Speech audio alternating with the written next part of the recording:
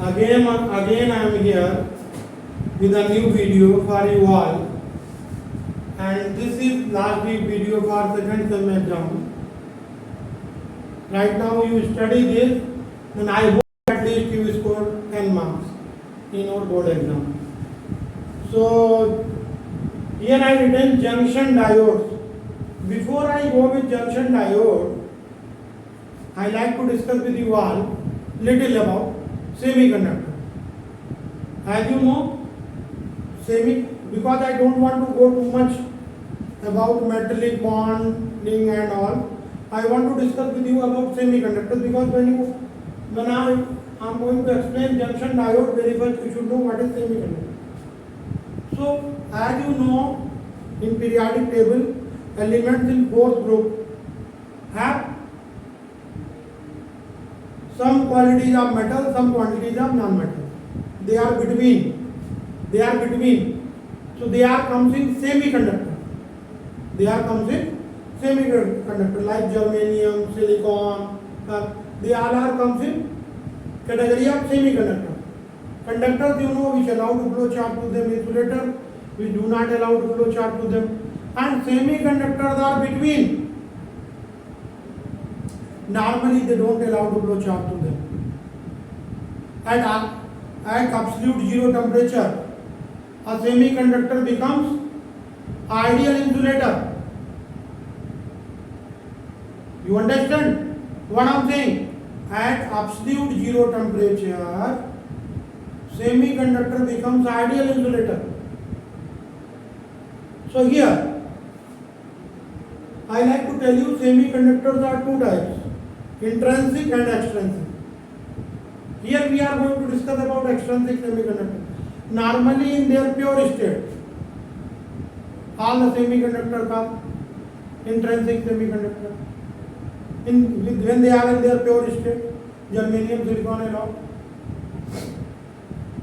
then they are your intrinsic semiconductor. But when some impurity is introduced, in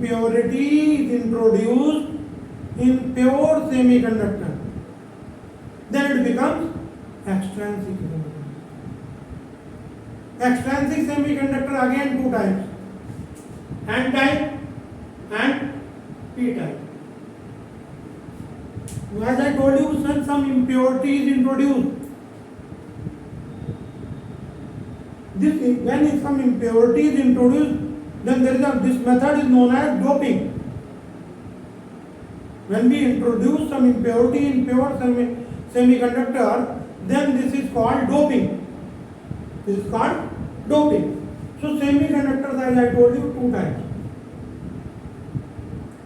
Intrinsic, extrinsic. Out of extrinsic, again two types, P-type and N-type.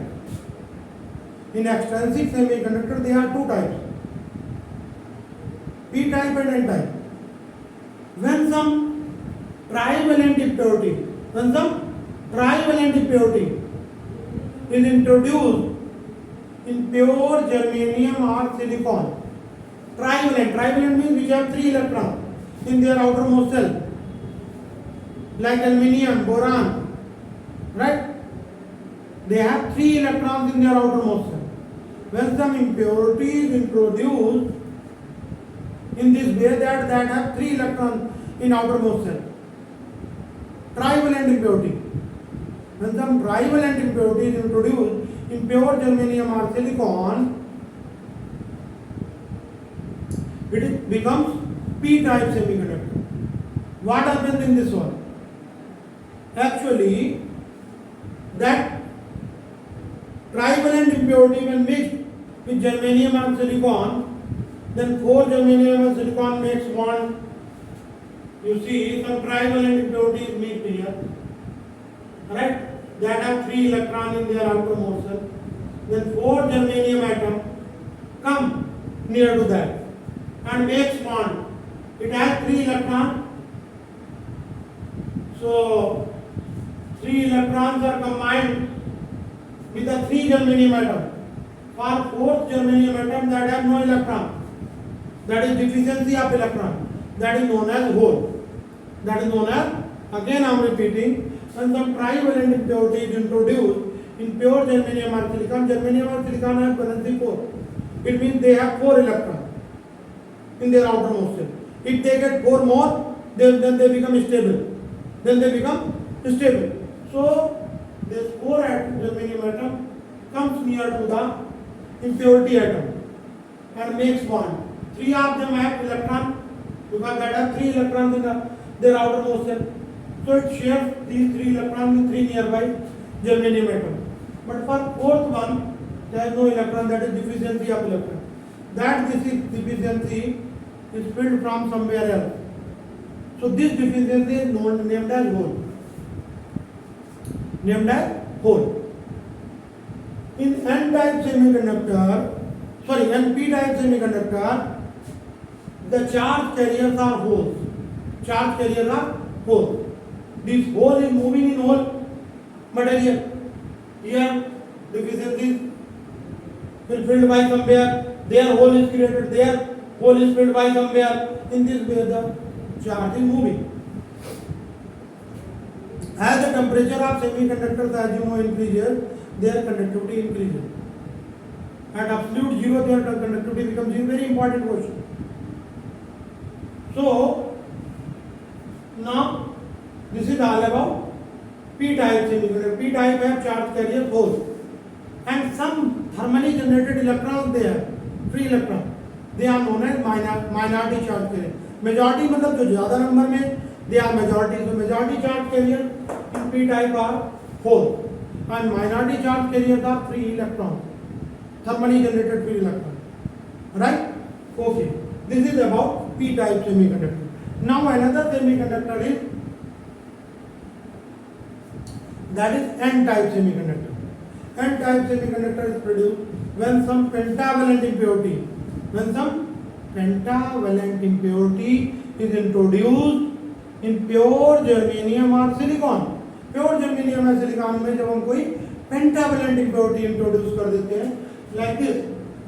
Suppose that you have this pentavalent impurity, 4 germanium and silicon makes bond.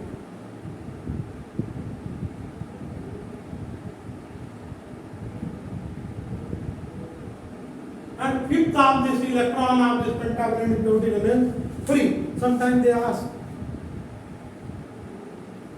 what type impurity? Name the impurity we introduce to make N-type semiconductor. Arsenic you can introduce, right? Phosphorus you can introduce. Those elements which have 5 electrons in their outermost shell. इनके outermost shell में how many electrons? 5. They have 5 electrons in there, like arsenic, phosphorus, antimony, right? They all have 5 electrons in their outermost shell. If we introduce them in pure germanium or silicon, it becomes N-type semiconductor. What happens now? 4 of the germanium atom makes bond with the 4 nearby electrons. But 5th electron remains free. By pentavalent impurity have 5 electrons in their outermost shell. 4 electron makes bond with nearby atom. So in that condition that have 8 electrons. Now there it is in stable condition. This 5th electron remains free. So conductivity of N-type semiconductors is due to free electron. They have majority charge carrier free electron and minority charge carrier thermally generated holes. कुछ एक का thermally generated holes. So now you understand N-type and P-type, right? After this, we are coming at the point junction diode. Now, because if you don't understand what is N-type, what is P-type, how you can understand junction diode? Here again I am repeating. They can ask this type question: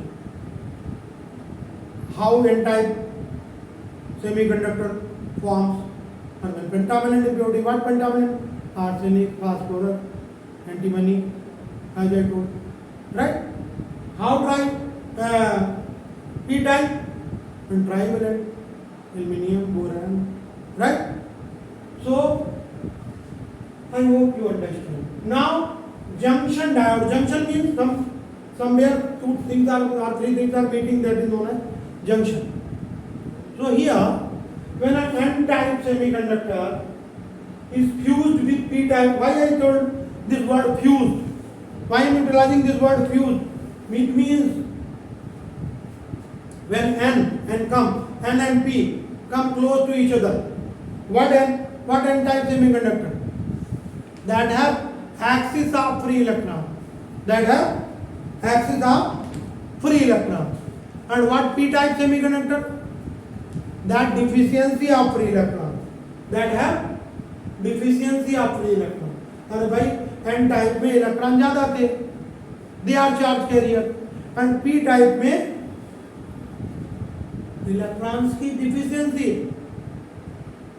एक के पास कमी है, एक के पास ज्यादा है, तो अगर आपस में पास आएंगे तो एक तरफ से दूसरी तरफ चीज जाने लगेगी.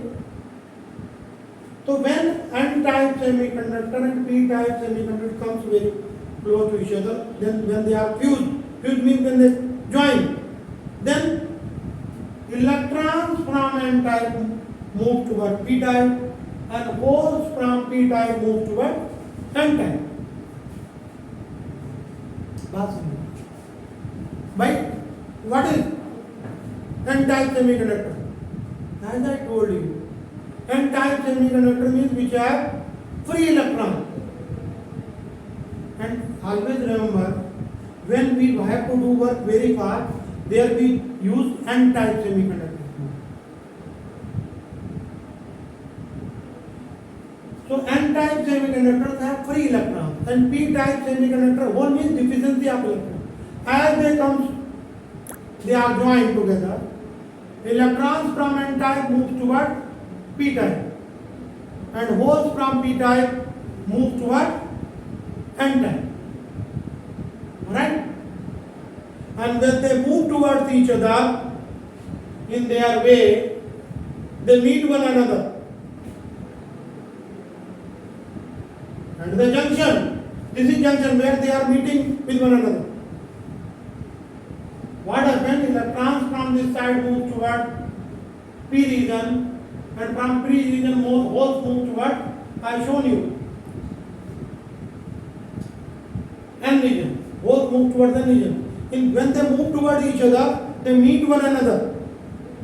And as soon as the electron and hole meet each other, what happens? They neutralize one another. And by deficiency of electron means positive. And positive negative combined, then neutral. What happens? Electron moves from N region towards P region, and holes move from P region to N region, and they combine with each other. When they combine with each other at the junction, then they neutralize one another. So there is at the junction, there is a layer formed, which is known as depletion layer. That layer is free from charge carrier. Why it is free from charge carrier? Because electron from N region move toward P region and holes from P region move toward N region. In this process, both of them combine together. And when they combine together, they neutralize the charge of one another, and a layer is formed between them. That is known as depletion layer. Now that layer is free from charge carrier, what is depletion layer? This is very important question. You know, electron moves from P region toward, when p-n junction is formed and electron moves from N towards P and hole moves from P to N, then in the middle they meet one another and neutralize the charge of one another. So there is a layer formed that which is free from charge carrier, that is known as depletion layer. And a potential is developed across this layer. Why? One side of this layer is negatively charged, other side of this layer is positively charged. By एक side N type, by एक side P type. One side electrons are in axis, other side hole. So one side is negatively charged, other side is positively charged. Then difference in potential. Positive charge have higher potential, negative charge have low potential. Difference in potential. So a potential difference is developed across the depletion layer. That is known as potential barrier. That is known as potential barrier. What is work of barrier? You have seen what policemen do. They put a barrier this side. This side vehicles cannot go that side and that side cannot go that side. Traffic, they divide traffic.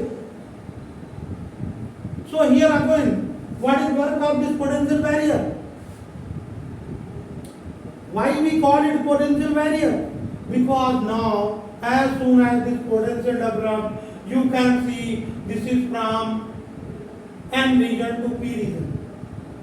When potential develops, the electric field also develops. V equal to, as you know, E upon D, so E equal to V into D, as you know. So, sorry, E equal to V into D. What I am writing? E equal to V upon D. E equal to V upon D. Right? So, as potential developed, electric field also developed. And this electric field start acting from N region to P region. N region to, what is work of this electric field? Its work that electron now cannot move towards holes and holes cannot move towards electrons. This is why it is called potential barrier, because now it not permit electron to move towards holes and holes to move towards electron. It works as barrier. Again I am repeating, when a P-type semiconductor fused with N-type semiconductor, then electron from P region, electron from N region move toward holes and holes from P region move toward. When they in the middle they combine with one another, a layer is formed that is known as depletion layer. One side of depletion layer is positively charged, other is negatively charged. So potential is developed that is known as potential barrier. The work of this potential barrier is not allow electron move towards holes and holes toward electron. Now what we do? This PN junction diode can be utilized in two ways: forward biasing, reverse biasing. If P type is connected with positive of battery and N type is connected with the negative of battery, that is forward biasing. In this, as you increase voltage, current will also increase. Current will also increase. Right? Very short I like to tell you, because you have to do your paper just now. So you learn only important things. But if P type is positive and type is negative, N for negative, P for positive. When in this way connected, that is forward. When just opposite, positive of battery is connected with N type, negative of battery is connected with P type. That is reverse biasing. That is reverse biasing. In reverse biasing, if you increase voltage, there is no change in a current. You increase voltage, but there is no change in current. Voltage बढ़ाते जाएंगे, but बहुत weak current flow है. Now, but as a condition, when voltage becomes very high, suddenly current starts flowing very fast. This condition is known as avalanche breakdown. Very important condition. This condition is utilized in Zener diode and all. That is another thing.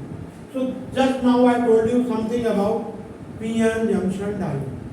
Now I am going to tell you PN junction diode as a rectifier. Now you can ask, what is rectification? As you know, there are two types current: alternating current, direct current. Conversion of AC into DC. Conversion of AC. Some of you can ask, that I will discuss later. Conversion of AC into DC is known as rectification. Conversion of AC into DC. Alternating current को direct current में change करिए. That is rectification. Nothing else. Now, for this purpose, we utilize diode. So one figure I made, half wave rectifier. For this I made this diagram, these two diagrams, and there is a full wave rectifier. For that I made these two diagrams. So very first we are going to discuss half wave rectifier. As I told, what is meaning of half? Half means zyada. So it is going to do half work. Correct? In this we utilize one diode. This is your diode. Sometimes they ask symbol of junction diode. You see symbol. So you make like this. Right? That is symbol of junction diode. That is symbol of junction diode. This is P, this is N. Don't forget PN junction. Right? Okay. In half wave rectifier, we utilize one diode.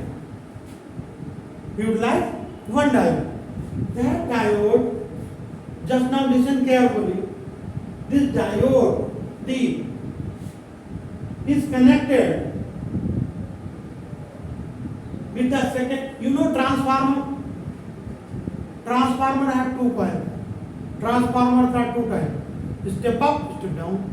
Step up, convert low voltage into high voltage. I don't want to go for much more. Step down for high voltage to low voltage. So it is your AC transformer. That are two coils. First coil is utilized for input. So here at the first coil of transformer, you given AC input supply. AC input supply. And second coil of transformer is connected with the diode D with the terminals S1 and S2.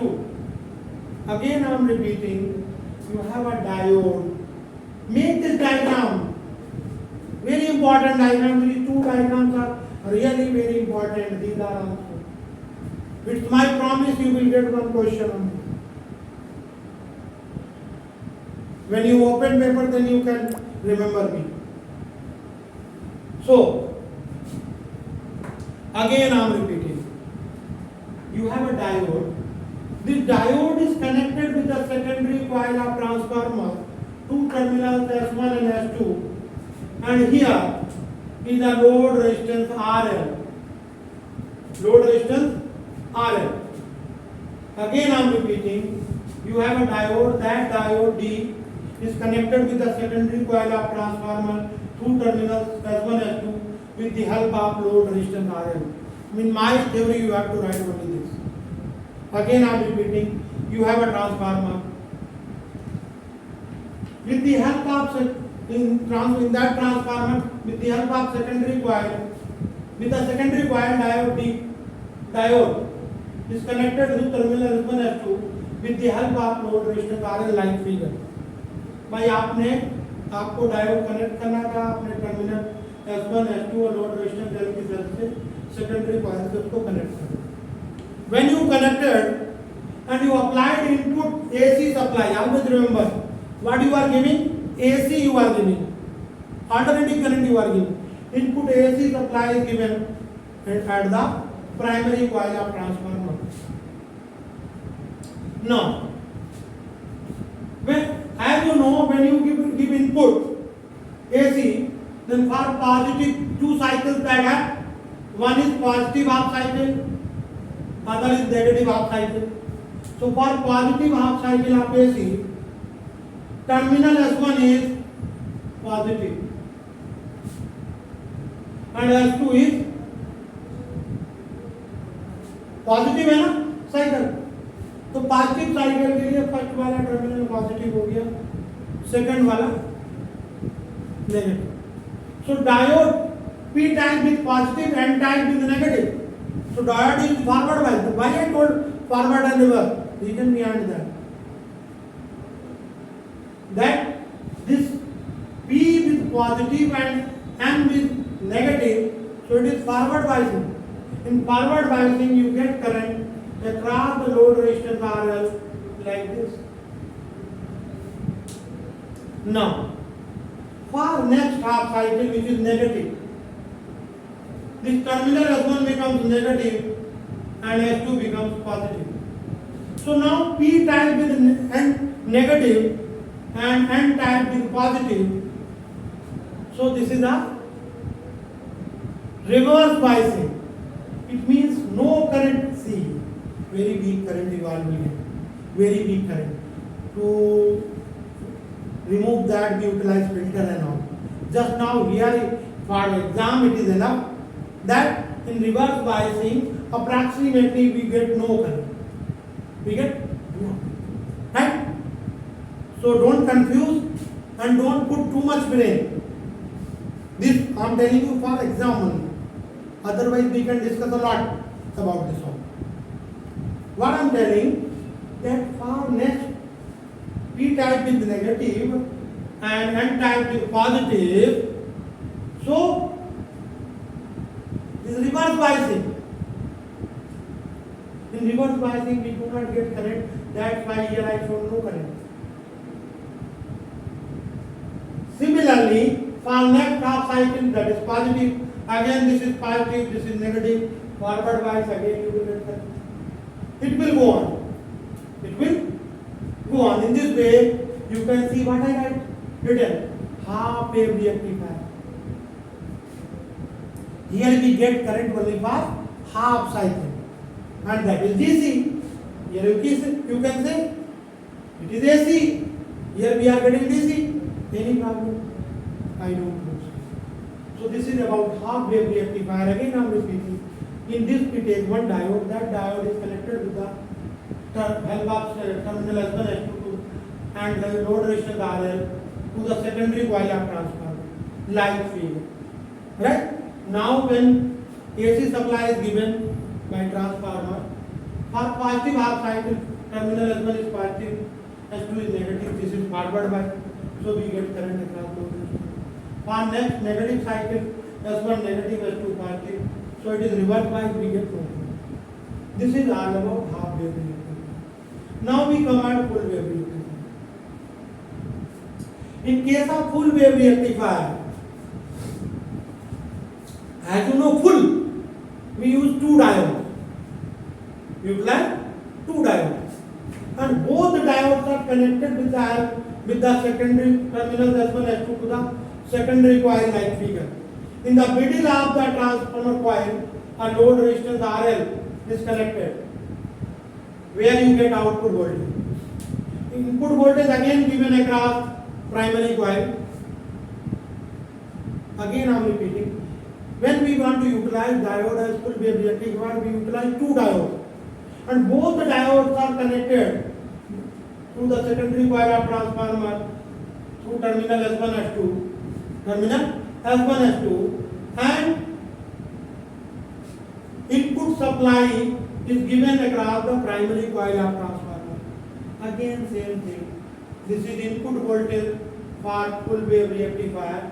This is out. Sometimes they ask only input output. 2 marks. Only you have to say here time, here voltage. Alright?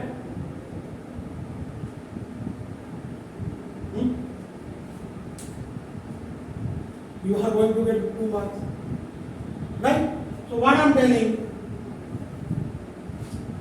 when two diodes D1 and D2, you can name them D1 and D2, are connected with the secondary coil of transformer through terminals S1 S2, and in the middle of that coil a load resistance RL is connected, across which we get output voltage. When input voltage AC voltage is applied across the primary coil of transformer for first half cycle of AC, that is positive, terminal S1 is positive, S2 is negative. So diode D1 is forward by D2 is, we get current here due to diode D1. Now next half cycle of AC, this is negative, this is positive, terminal S1 negative, S2 positive. Now diode D2 is forward by, D1 is reverse by. Now we get current across the load resistance RL due to diode D2. So in this transformer, as I written, full wave rectifier. Here it is reacting fine full wave. For here we are getting current continuously. For full cycle we get current. That's why it is called full wave rectifier. Right? I hope you all understand. These are very important for board exam. Their diagrams, right? And input, output, everything. One more question sometime comes, that differentiate between semiconductor,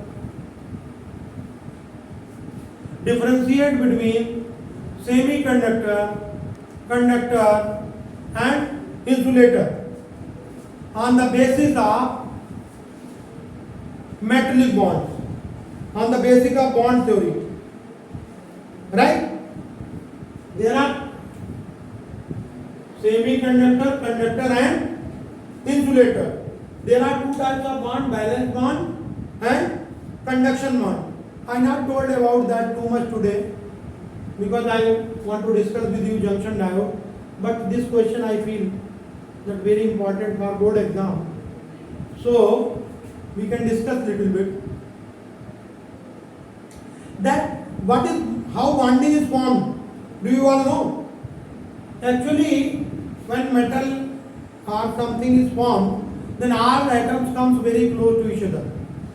When they comes very close to each other, then their energy level. Here I am going to discuss about energy bands. Then their energy level comes very close to each other. One atom's energy level shared by other energy level. So in that way, an energy band is formed. In this way, energy band. So here we are on the basis of energy band. I like to tell you about semiconductor, insulator and conductor. So that when the energy band is formed, then there is one band is known as conduction band, other is known as valence band. Valence band is below the conduction band.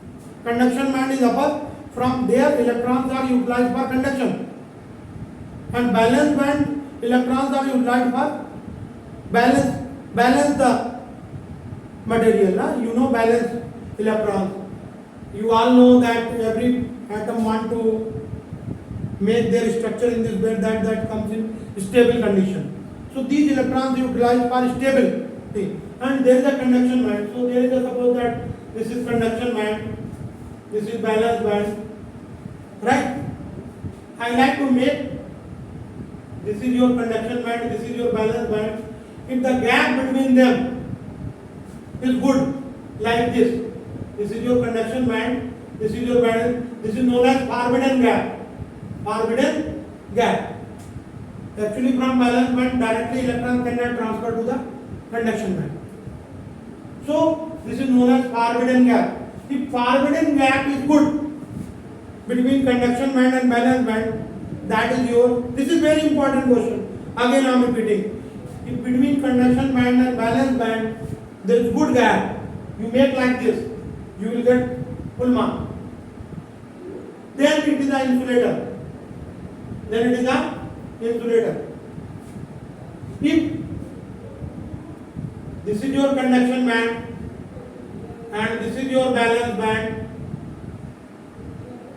and between them there is very small gap, then that is semiconductor.